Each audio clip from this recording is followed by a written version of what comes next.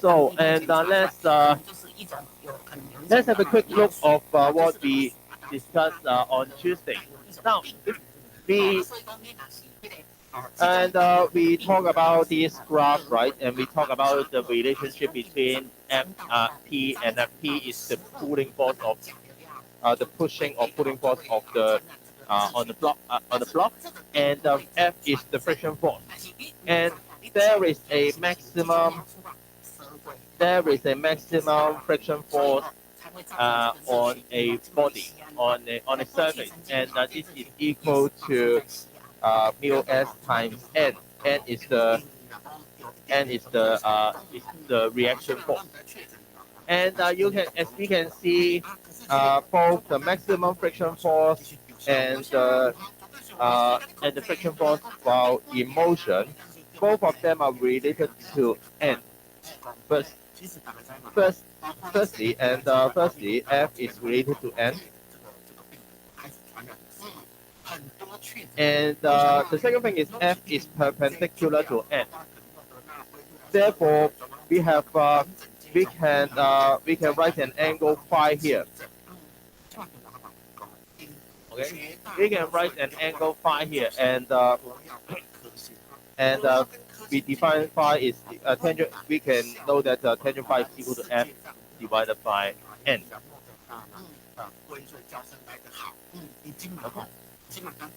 Now, and let's have a quick look of the three cases we always talk about since last week.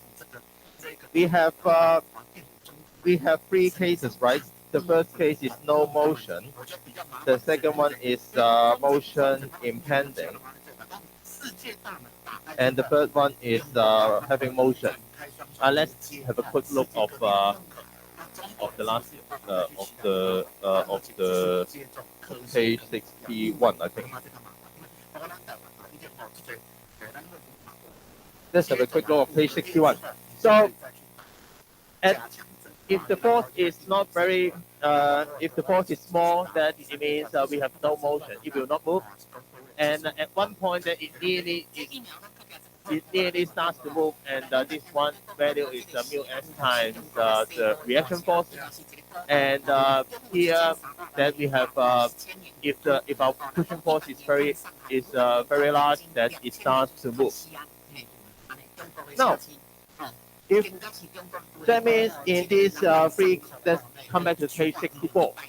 If you have these three cases, it means this one is for this one is P is equal to F, and F is smaller than mu s times n, right? That means phi is smaller than phi s by using this definition, by using this equation. I think you can get it. Now for the second case, if motion is impending, that is friction at that is maximum friction.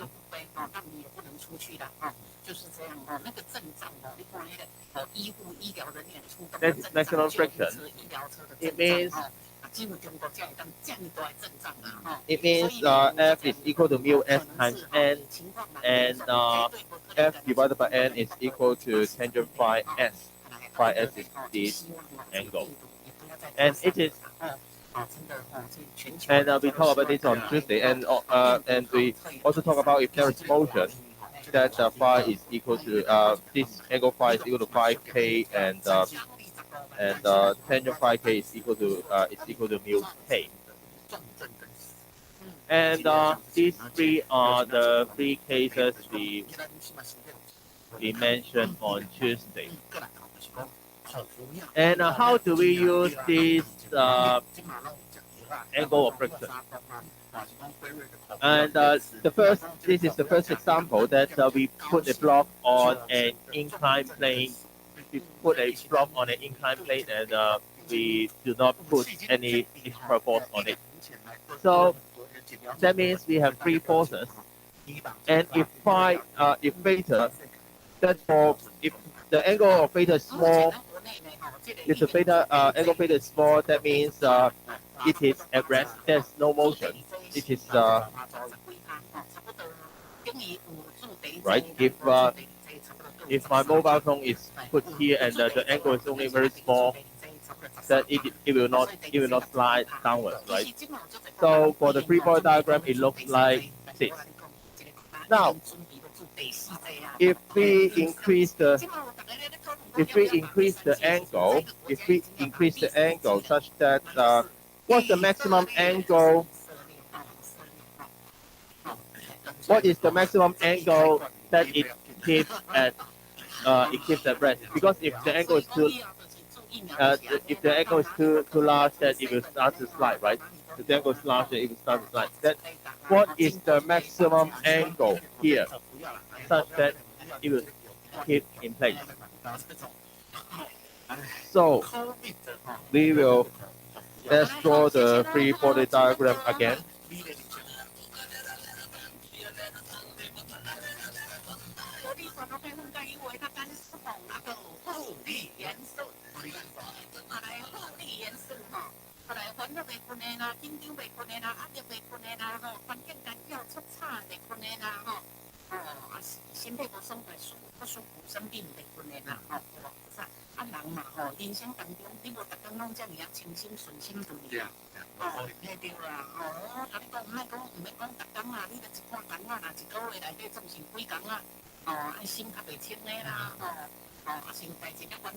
This is of course this is W, and this is F, and this is R.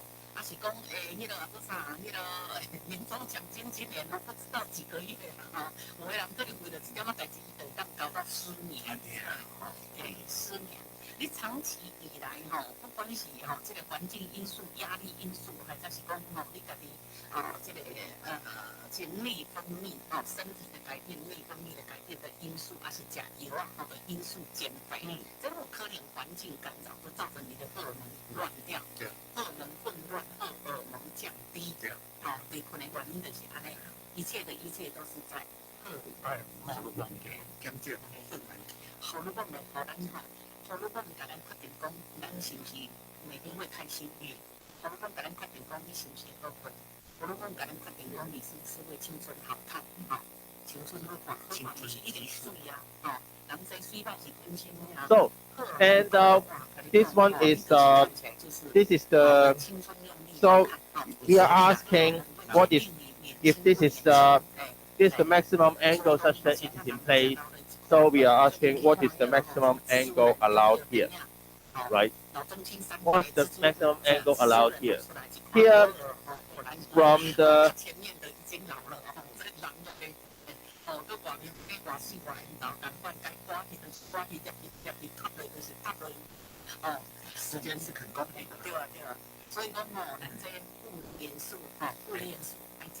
so we are asking for the maximum value of tangent phi here, because if the angle is larger, tangent if this angle is if this angle is phi and when this increases, tangent phi will increase. So we are asking the question, what's the maximum angle of tangent phi here? Now we know maximum of tangent phi is equal to tangent phi s, right? So it means this one is phi s.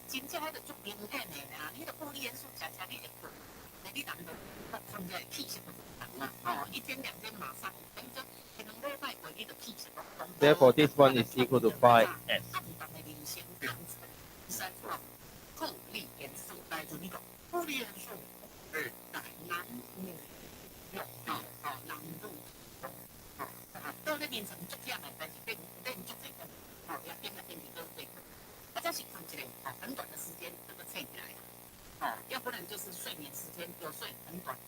So this one is motion impending. That means if this is motion impending. Because if this angle is become even larger, that the phone will slide downwards. My phone will slide downwards. Okay.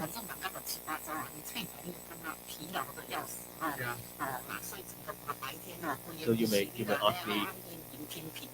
You may ask that we have this and we have this. Then what happens if the phone actually slides downwards?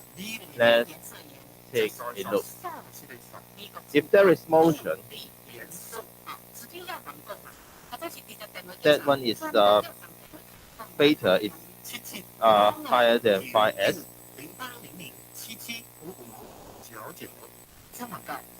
Of course, we have F and we have R. Now, if there is motion or it is moving faster and faster, it means there is it means if it starts to move or it changes speed, it means summation F is not equal to 0. Okay.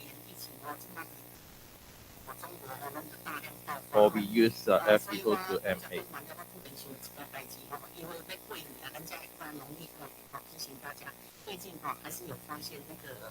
Right. A is have I told you what is of course Chinese is this one.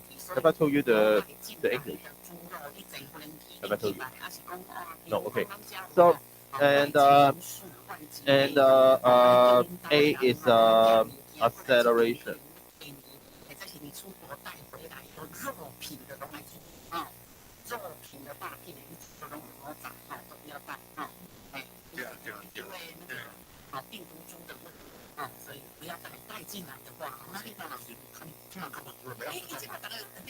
So in this case, we have summation F does not equal to 0 because it has motion or it is sliding faster and faster. So what's the force diagram here? What's the vector diagram here? Let's try. And we have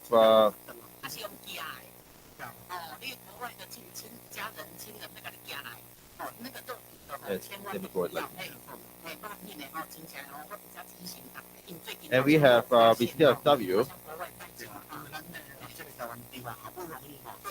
And we have F. And we have R. In this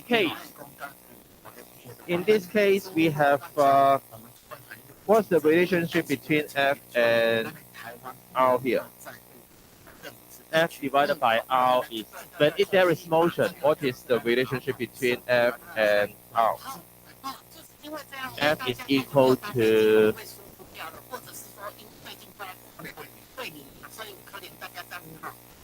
F is equal to UK times R, okay? When there's motion. So F divided by R is equal to tangent phi k, which is remember phi k is smaller than phi s. Therefore,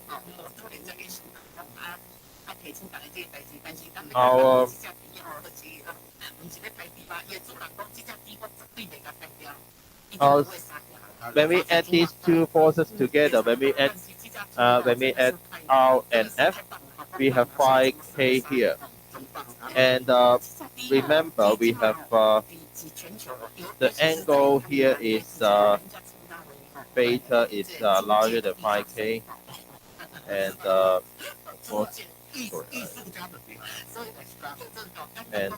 this one is beta.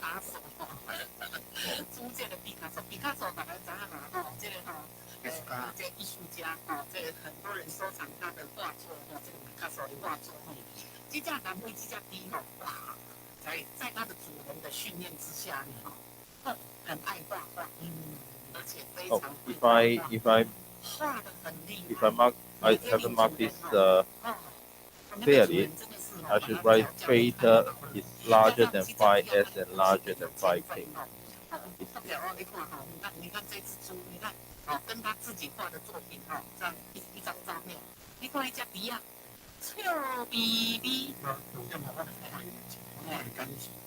So usually, if there is motion, and we would say summation f does not is not equal to 0.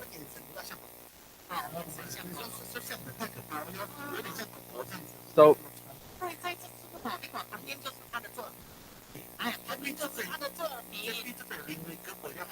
and because this is of course this is we have when there is motion, we have the fixed relationship of r f divided by r is f of equals to mu k times r. This is the cause and this is the result. This is the, let me mark it here. This one is the cause, and this one is the result. Okay, and I should make this clear because when there is motion and when there is motion, that the maximum we do not have enough friction to hold it in place, so it will go downwards. So and for when it goes downwards, that f is equal to mu k times r, and summation f is not equal to 0.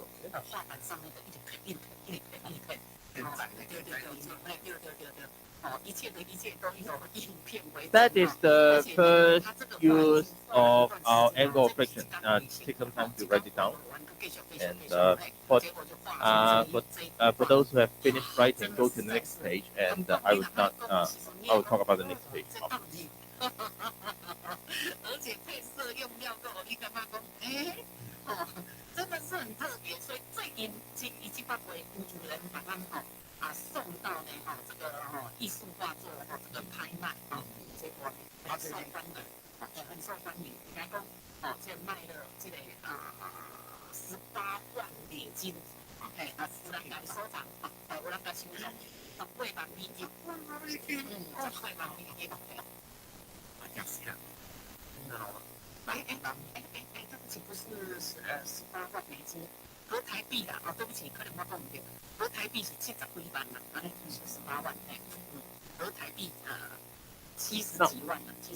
If we are okay, then we go to the next page.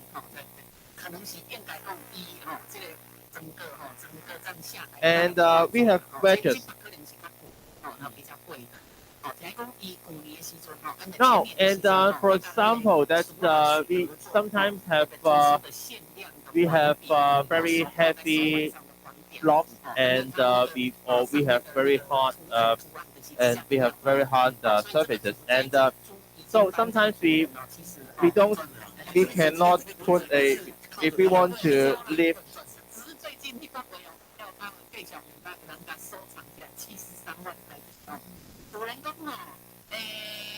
If we want to lift block A, then sometimes we cannot put a force. We cannot act a force on block A sometimes because A is very heavy. So I think sometimes you will see people would put something like in this shape, and then we act a force P onto this block, and such that A is lifting. Okay, and this thing we call this a wedge.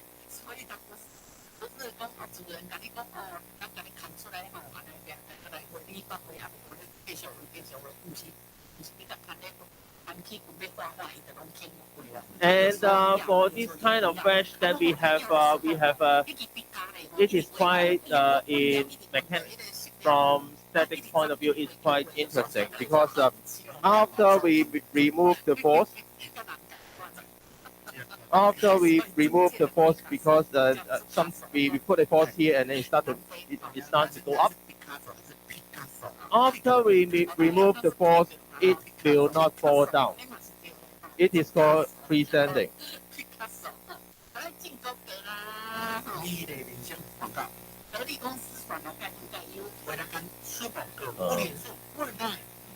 It is freestanding and it does not go down. It's okay.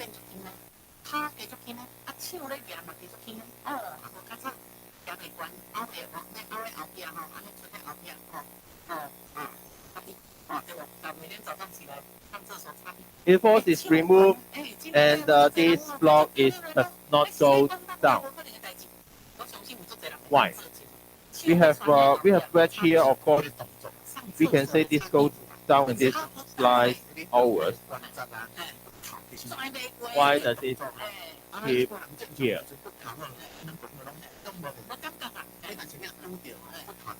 Why can it keep why can this block keep here? Because there is friction. There is friction here and there is friction here.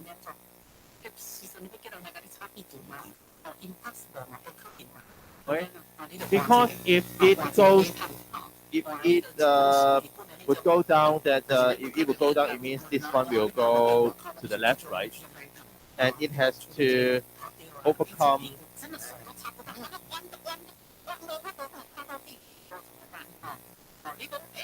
friction. But it cannot, so it is tapped at the origin place.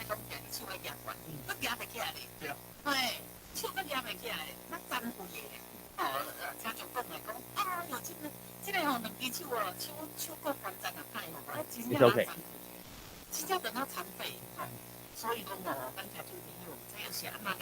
So we use this kind of structure often when we lift heavy stuff. And for the I don't. It sounds so a bit strange, but so let's work on an example. It is a sample problem 8.5. 8.5 page 455. That's for the new textbook and that's for the old one.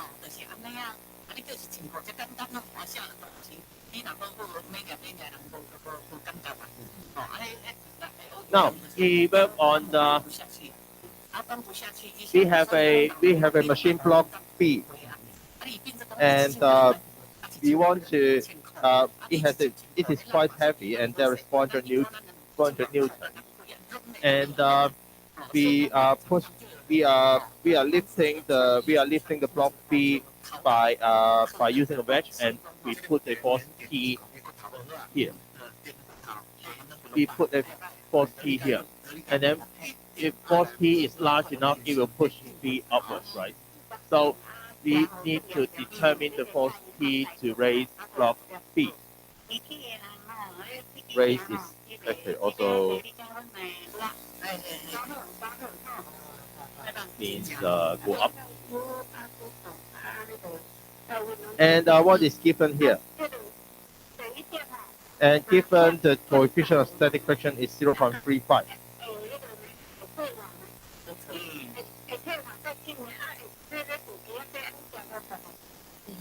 For this kind of problem, we are only asking for the force required to lift it. We are not asking what happens after it moves. So for this, for the three cases,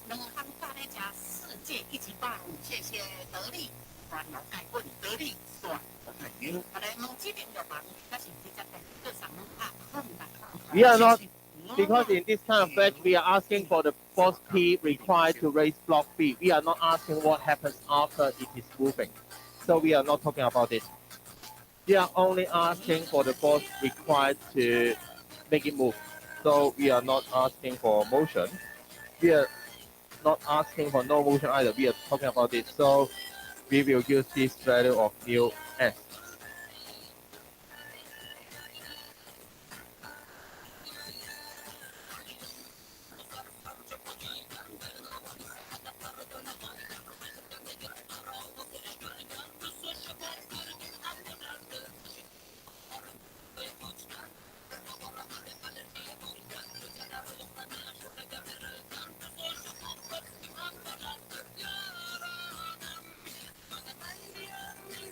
And for the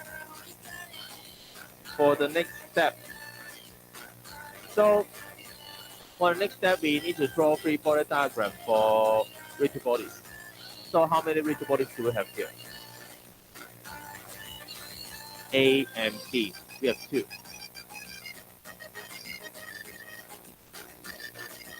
Right? So let's draw the free. Let's mark the forces and how many. And the next question is because the first thing is of course we have 400 newtons here, and we have P here, right? What else do we have?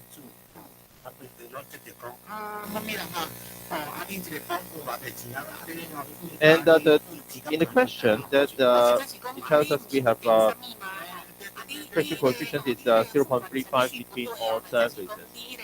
The contact is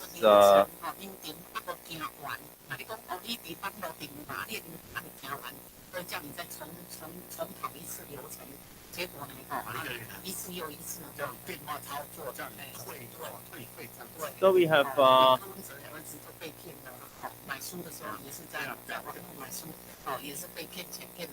and we have all surface of contact.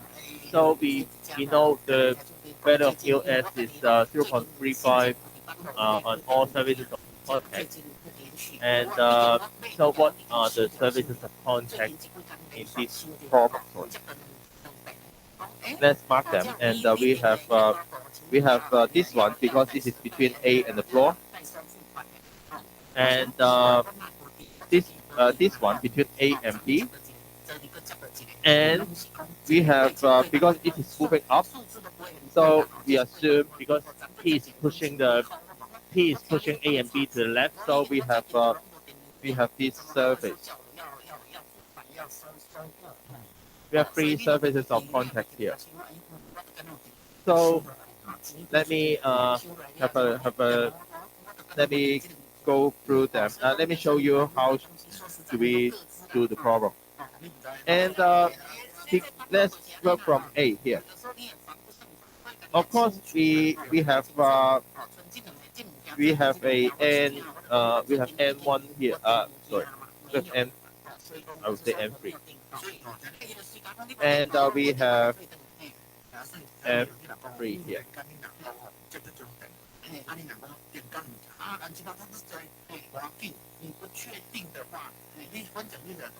Of course, if it is because it is touching, because block A is touching the surface, so we have M3.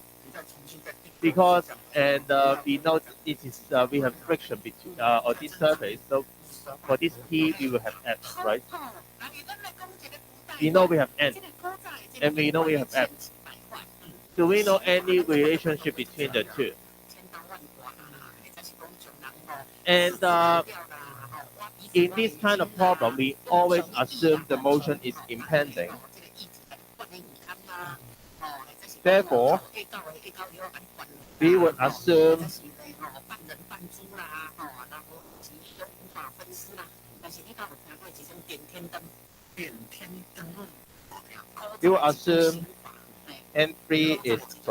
F3 is equal to mu S times N3.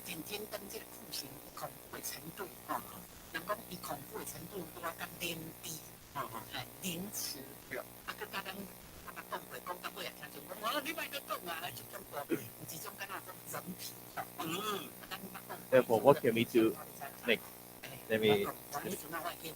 So the resultant of F3 and M3 would be R3, and it has an angle of phi S here. Okay.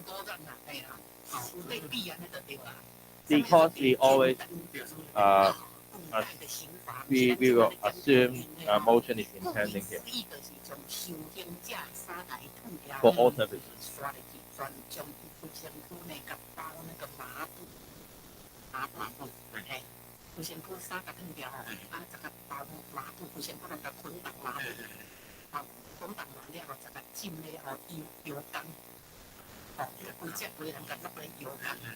So for phi s, then I can write it down because tangent phi s is equal to mu s equal to 0.35.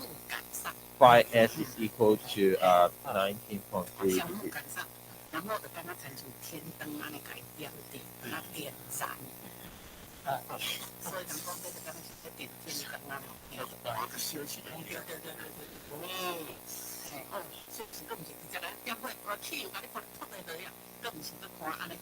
So we can do this for all contact surfaces.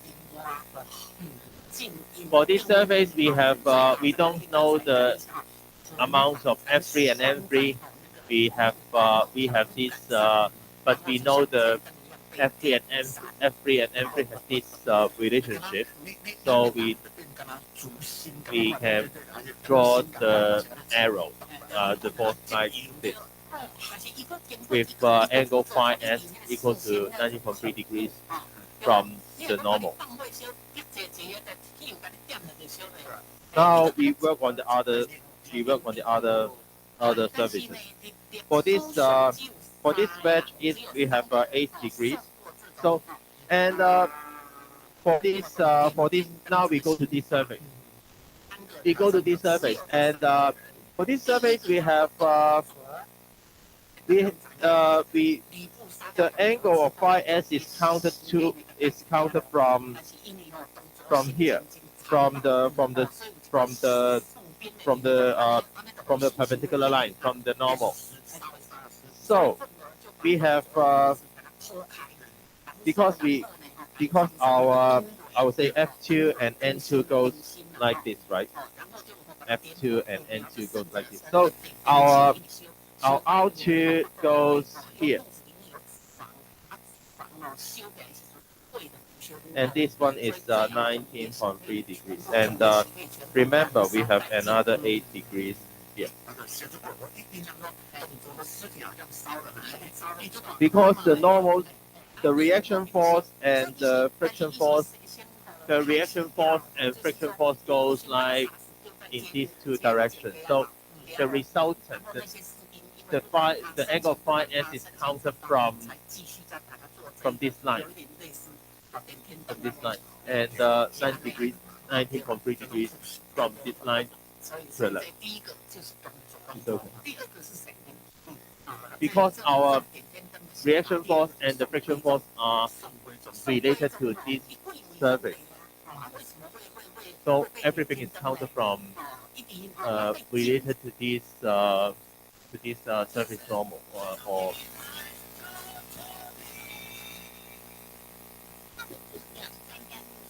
this is the this black line is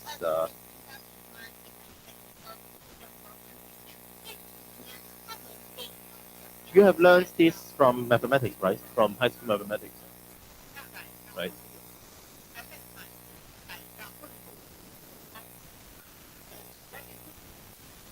Now, and we go to so this is the free body diagram of block A.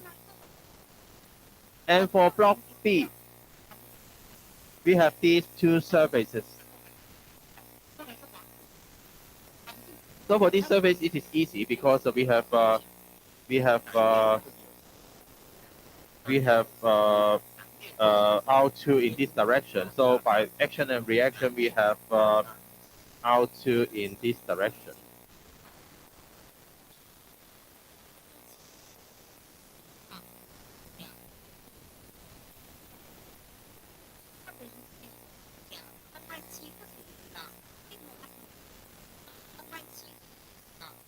And of course, we have these 8 degrees here.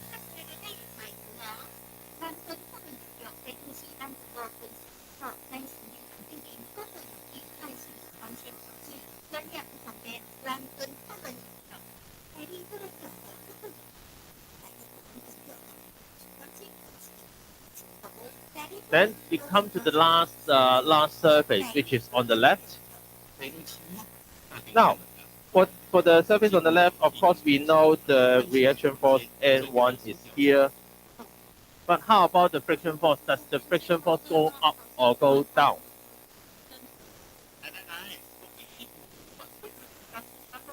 Does the friction force go up or go down? Because we are going to lift block B, so the friction, which is the force going against the motion, should be going down. So we have R1 in this direction, and this 19.3 degrees is here.